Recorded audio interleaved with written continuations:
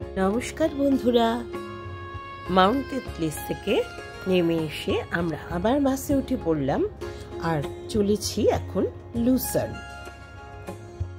Lucerne সুইজারল্যান্ডের একটি খুব পুরনো শহর। এখানে পুরনো বাড়ি, 14th সেঞ্চুরির বাড়ি, বিল্ডিং, ব্রিজ এইসবের জন্য লুসার্ন কিন্তু খুব বিখ্যাত। শুনেছি যা লুসার্নে চ্যাপেল ব্রিজ, ওয়াটার টাওয়ার এগুলোর জন্য লুসার্ন খুবই বিখ্যাত। এসে পড়েছি, দেখুন ডান পাশে দেখা যাচ্ছে লুসার্ন লেক, এর নীল জল। লুসার্ন লেক রিগি আর পিলাটাস দুটো পর্বত দ্বারা বেষ্টিত। এই লুসার্ন হচ্ছে সেন্ট্রাল সুইজারল্যান্ডের সবচেয়ে পপুলেটেড সিটি।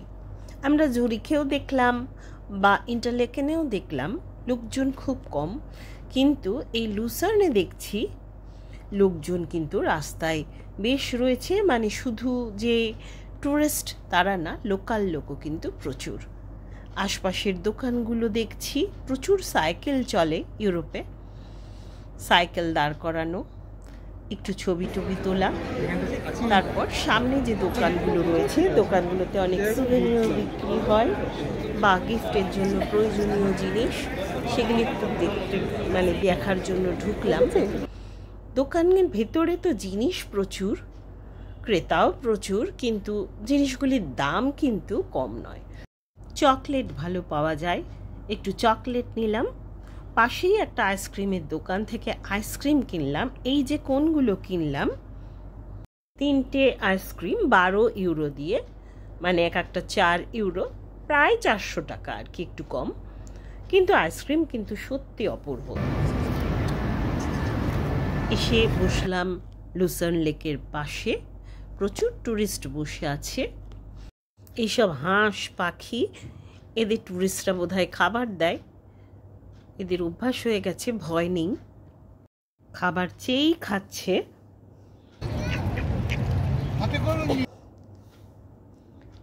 গোবিন্দা তাই বলছে, দেখো হাত থেকে খাবার নিয়ে খাচ্ছে।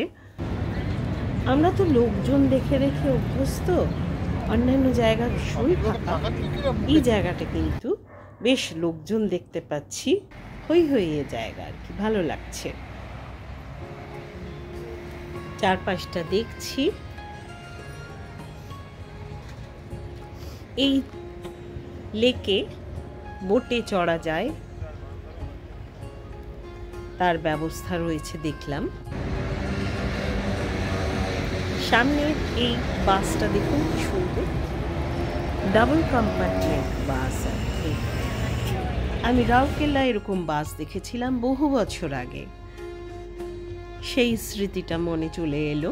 এই যে এই বোটগুলো রয়েছে, প্যাডেল বোট, এত বোট যখন নিশ্চয়ই চড়া যায়, কিন্তু এখন খুব সেরকম কারুকে দেখছি না, খুবই কম লোক চড়ছে। যাই হোক, চারপাশটা দেখার জন্য একটু লেক ধরে হেঁটে যাচ্ছি। এই জায়গাটা খুব সবাই যে যার মতন রিল্যাক্স করছে, হেঁটে চলে বেড়াচ্ছে। দেখুন জায়গাটা, দূরে জাহাজ আওয়াচ্ছে, শৃঙ্গগুলো দেখা যাচ্ছে, নানা দেশের ফ্ল্যাগ রয়েছে। সুইজারল্যান্ড মরা নয়, জায়গাটার মধ্যে একটা লাইভ আছে। আমরা এত লোকের মধ্যে থাকি তো। এখানে একটা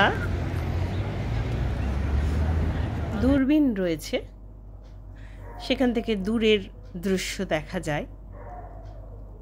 আমরা কিছুক্ষণ লুসার্ন লেকে বেশ কিছুক্ষণ কাটিয়ে একটু রিল্যাক্স করে তারপর আবার আমরা মিলিত হলাম। আমরা এখন চলেছি লায়ন মেমোরিয়ালে। লায়ন মেমোরিয়ালটি এই পাড়ার রাস্তা দিয়ে যাচ্ছি। এটি একটি ব্যাংক, সুইজারল্যান্ডের একটি ব্যাংক, যার জন্য এরা এত ধনী। রাস্তার পাশে এরকম রেস্টুরেন্টগুলো রয়েছে, বেশ মনে হচ্ছে কিছুক্ষণ বসে রিল্যাক্স করি, কিন্তু আমাদের সেই সময় নেই। আমরা আশপাশটা দেখতে দেখতে সেই লায়ন মেমোরিয়ালের দিকে এগোচ্ছি। এটা একটা ডান দিকে পার্ক, এদের ভাষায় মানে জার্মান ভাষাতে অ্যাকচুয়ালি লোয়েনডেঙ্ক মন বলে এরা জায়গাটিতে কোনো প্রবেশ মূল্য নেই। এটি হচ্ছে ফরাসি বিপ্লবের সময় 1792 সালে যে সমস্ত সুইস রক্ষী যারা মারা গেছিল তাদের স্মরণে এই মেমোরিয়াল। আমাদের দলের লোকজন আমরা প্রায় সব বন্ধুই হয়ে গেছি, গল্প করতে করতে হই হই করতে করতে আমরা যাচ্ছি। দেখুন আমাদের সব থেকে ক্ষুদে সদস্য 1.5 বছরের আমাদের সহযাত্রী, 1.5 বছর বয়স। এই যে ঢুকছি আস্তে আস্তে আমরা। এখানে পাহাড় কেটে এই যে সিংহের মূর্তি করা রয়েছে, এই পাহাড়টা কেটেই করা রয়েছে। এদের যে যারা যোদ্ধা তাদের যে বীরত্ব সেটার জন্যই এরকম মূর্তি, এর একটা ইতিহাস রয়েছে। যাই হোক, জায়গাটিতে যেহেতু একটা জিনিস দেখলাম, যেহেতু এখানে কোনো এন্ট্রি ফি নেই, জায়গাটি পরিষ্কার, এমনি অসুবিধে নেই। কিন্তু এখানে সব জায়গায় যেমন দেখছি যে ভীষণ সুন্দরভাবে মেনটেন্ড, তা কিন্তু জায়গাটি নয়। জায়গাটির টয়লেট আমরা যা গেলাম না, কিন্তু আমাদের যে ম্যানেজার তিনিই বললেন যে একদমই ভালোভাবে মেনটেন নয়।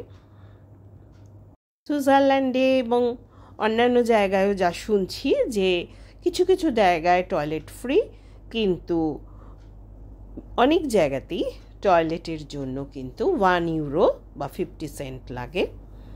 আমরা ফিরে যাচ্ছি।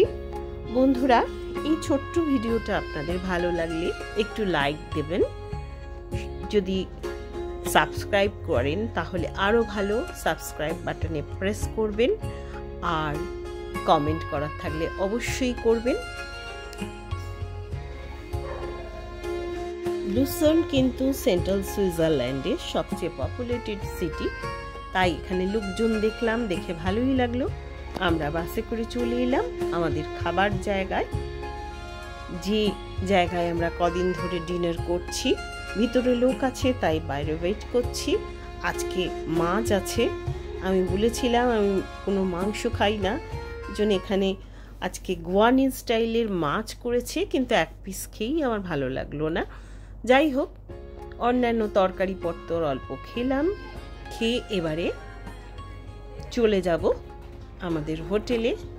আজকের মেনুতে ফুচকাও ছিল, মানে এই বিদেশে যে ফুচকা পাওয়া যাবে সেটা তো আমি ভাবতে পারিনি। এই যে আমাদের আরেক বন্ধু,